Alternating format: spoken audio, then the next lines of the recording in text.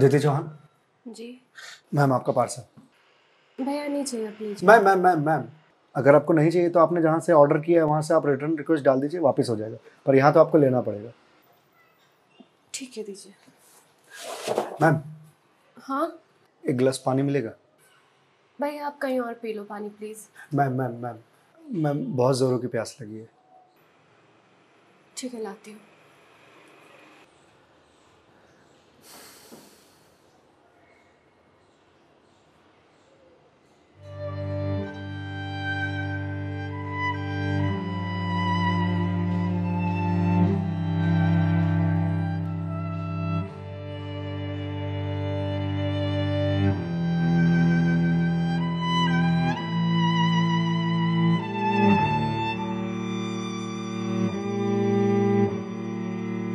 लीजिए लीजिए भैया, देख क्या रहे हैं?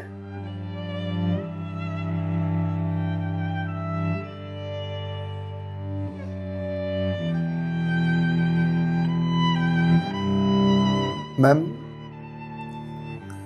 आपको कोई दिक्कत है? मतलब आप किसी परेशानी में हैं? भैया पानी पीकर ग्लास दीजिए आप। मैम छोटा मुंह बड़ी बात कह रहा हूँ, पर अगर आप किसी परेशानी में हैं तो आप मुझे बता सकती हैं।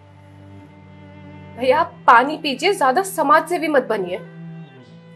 मैम दुख बांटने से कम होता है।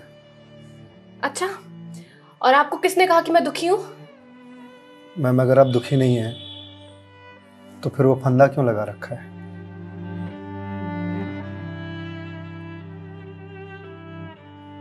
मैम मैंने सुना है खुशियां बांटने से बढ़ती हैं और दुख बांटने से कम होता है। मैम बड़े से बड़ा दुख कम हो जाता है अगर आपके पास कोई सुनने वाला हो। मैम प्लीज़ मैम रोइए मत मैम। मैम देखिए ये तो मुझे नहीं पता कि आपको क्या परेशानी है, पर अगर आप मुझे बताएंगे तो शायद मैं कोई सॉल्यूशन निकाल पाऊँ। नहीं, कोई मेरे लिए कुछ नहीं कर सकता। मेरे पास अब मरने के अलावा कोई ऑप्शन नहीं है। मैम ऑप्शन तो ढूंढने से मिलता है ना। आप एक बार मुझे बताइए ना, शायद मैं कोई जीने का ऑप्शन ढूंढ पाऊँ आपके लिए। क्यों बताऊं तुम्हें? क्या कर लोगे तुम? मैंने बोला ना, मेरी हेल्प कोई नहीं कर सकता है। मैम आप अगर मुझे नहीं बताएंगे तो मैं वैसे भी कुछ नहीं कर पाऊंगा, पर अगर आप मुझे बताएंगे तो शायद मैं कोई हल निकाल पाऊं। और अगर कोई हल नहीं निकला तो आप तो वैसे भी सुसाइड करने जा रहे थे, तो जाने से पहले अपना दुख मुझे बताते जाइए प्लीज।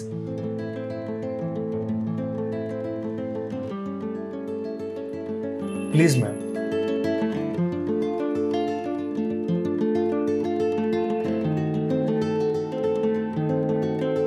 मैं ईएमआईज़ के चक्कर में फंस चुकी हूँ। मतलब ma'am?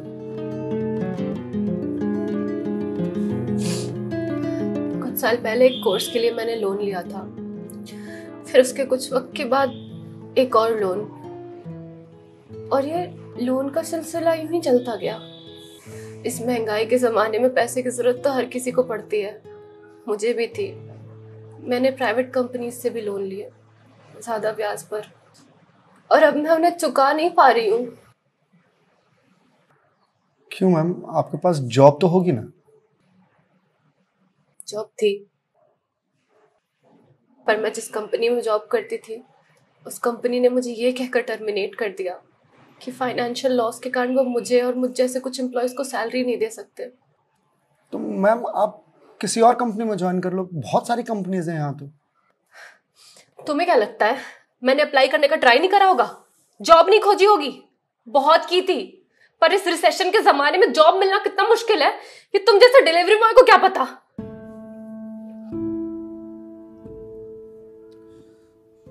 I am sorry ma'am, शायद आप सही कह रही हैं, मुझे इस बारे में कोई जानकारी नहीं। जॉब जाने के बाद मेरे से चीजें हैंडल नहीं हो रही हैं। बैंक से रोज कॉल्स आते हैं ईएमआईज़ भरने के लिए, और प्राइवेट कंपनी वाले फोन कर करके धमकियां दे रहे हैं। मैं इस लोन के जंजाल में फंसती चली जा रही हूँ, और अब मेरे पास सुसाइड के अलावा कोई और ऑप्शन नहीं है। मैम ऑप्शन क्यों नहीं है? आप ये बात अपने घर में बता सकती हैं, अपने पापा को बता सकती हैं। नहीं, मैं ये बात अपने पापा को नहीं बता सकती। क्यों मैम? मेरे पापा रिटायर हो चुके हैं, उनके ऊपर पहले से घर की बहुत रिस्पॉन्सिबिलिटीज है। वो मेरी शादी के लिए पैसे भी जोड़ रहे हैं। मैं उनसे किस मुंह से पैसे मांगू? मुझे पढ़ाने के लिए, बाहर भेजने के लिए उन्होंने ना जाने रिश्तेदारों से कितने ताने सुने होंगे। और अब जब मैं उन्हें ये जाकर बोलूंगी तो लोग क्या कहेंगे? मैम पैसे आपको अपने पापा से मांगने हैं या लोगों से? पापा से लेने हैं। तो फिर अब लोगों का क्या है? लोगों का तो काम है कहना, वो तो कहते रहेंगे। पर मैं किस मुंह से जाके अपने पापा को ये बोलूं? किस मुंह से मांगू पैसे उनसे? जिस उम्र में मुझे उनका बोझ उतारना चाहिए, सहारा बनना चाहिए, उस उम्र में मैं उन पे ही बोझ बनूं?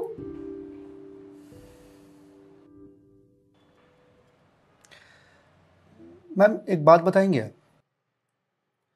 बचपन में आपके सबसे फेवरेट चीज क्या थी? बचपन में मुझे साइकिल का बहुत शौक था। तो मैम आपको साइकिल किस एज में मिली थी? यही कोई 8 साल की होंगी मैं। तो साइकिल तुरंत मिल गई थी आपको? नहीं, पापा तो मान ही नहीं रहे थे। बोल रहे थे गिर जाएगी, चोट लगा लेगी। तो फिर कैसे साइकिल मिली? बहुत जिद की थी मैंने, बहुत। खाना पीना सब छोड़ दिया था।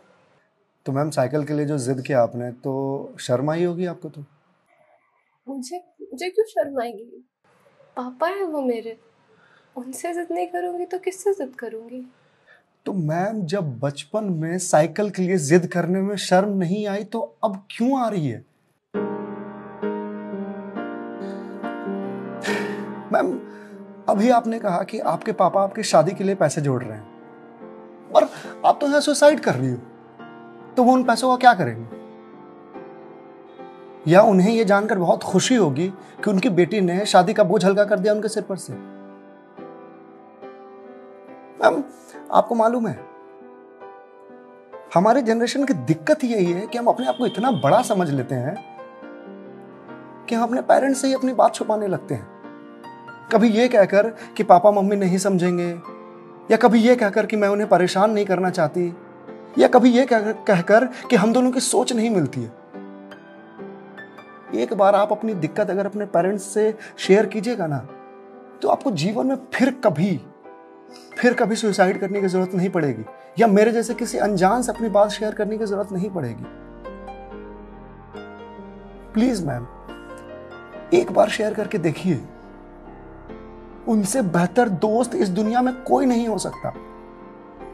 प्लीज मैम एक बार ट्राई कीजिए, प्लीज मैम।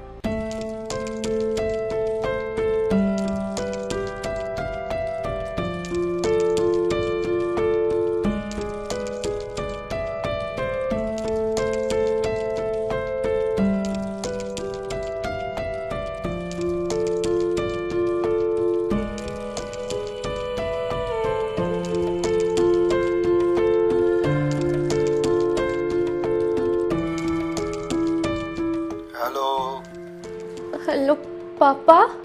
हाँ दीदी बोल, कैसी है बेटा? पापा मुझे आपसे कुछ बात करनी है। हाँ बोल ना बेटा। पापा मैं क्या हुआ बेटा? पापा मैं बहुत परेशान हूँ।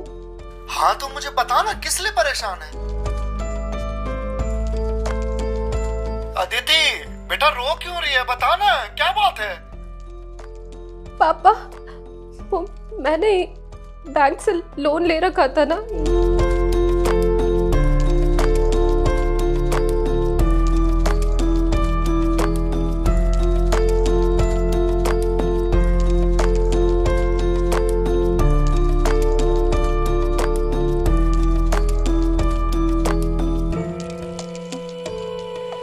देख बेटा, जो हो गया सो हो गया, तू चिंता मत कर, मैं हूं ना, बाप जिंदा है, मैं काम करता हूँ, मैं कल ही तेरे पास आता हूँ, तू बिल्कुल भी चिंता मत कर। हाँ पापा, आप प्लीज आ जाइए। देखा मैं,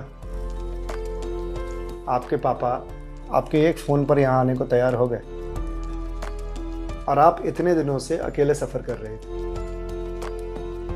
मैम, मम्मी पापा से बढ़िया दोस्त कोई हो ही नहीं सकता। आप एक बार उन्हें दोस्त बना करके तो देखिए। आप सही कह रहे हैं भैया, मम्मी पापा से अच्छा दोस्त कोई नहीं हो सकता है। Thank you. It's okay ma'am, ये लीजिए क्लास। वंस अगेन भैया, thank you so much. It's okay ma'am, bye. Ma'am जी? मेरे पास आपके लिए कुछ है, यहीं रुकिएगा, मैं थोड़ी देर में आता हूँ।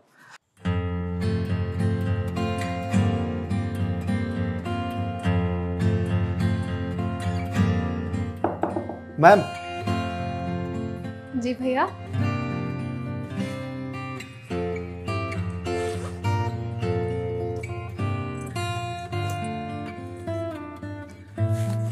मैम, ये आपके लिए। भगवत गीता? जी मैम। मैम, 2020 का साल मेरे लिए बहुत बुरा था। कोरोना में मेरी जॉब चली गई। पहले के कुछ महीने जो थे वो तो सेविंग्स से निकल गए, लेकिन उसके बाद के कुछ महीने बहुत ज़्यादा टफ था। मेरे ऊपर भी आपके ही तरह बहुत सारे EMIs थे जो मैं पे नहीं कर पा रहा था, जिस वजह से मैं बहुत परेशान था और सुसाइड करने की सोचने लगा था।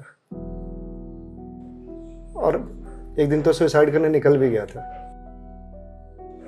लेकिन पापा ने मुझे पकड़ लिया। पहले तो बहुत डांटा,